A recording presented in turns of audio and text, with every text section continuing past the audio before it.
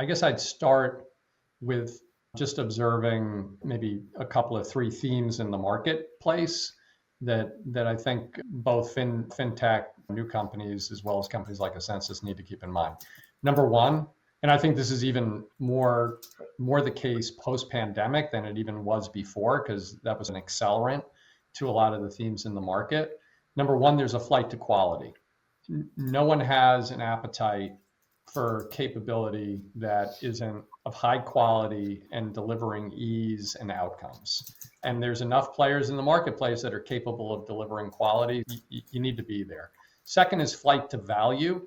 I think the market has come to expect that you should not have to pay a premium to get quality, right? To get outcomes. There's examples of firms, and I think Ascensus is one of them, that are able to deliver some of the highest levels of NPS and client service in the marketplace and do it very affordably and very efficiently. And then the third, back to our earlier conversation, is just the dynamics of this industry transformation and consolidation that are happening. So I think, and on that point, as you think about the dynamics in a consolidating industry, and I am getting to your question, you've got to have scale that drives value and economics. You've got to have differentiated value, which is probably some combination of ease and cost, service outcomes. You got to have a revenue and a growth model. You have to have an ability to operate successfully in the ecosystem, and in some ways in what do we call it?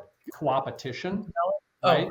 Because a lot of our partners, we also compete with in some regard over time, and vice versa. And there's a certain DNA that's required to be able to do that successfully. And obviously you need to have the table stakes around data analytics, security, and technology. So those are like, as we take a step back and think about anyone approaching us for partnerships or an acquisition, that's where we start. And we look at, do they have a great experience that can actually scale, right? Maybe in partnership with us or maybe independently.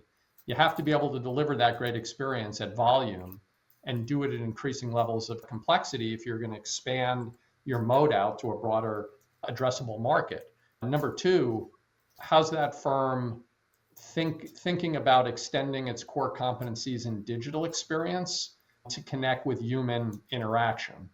We believe strongly in this industry, in this marketplace, digital alone, technology alone is not going to solve the problems and the opportunities of all these human beings.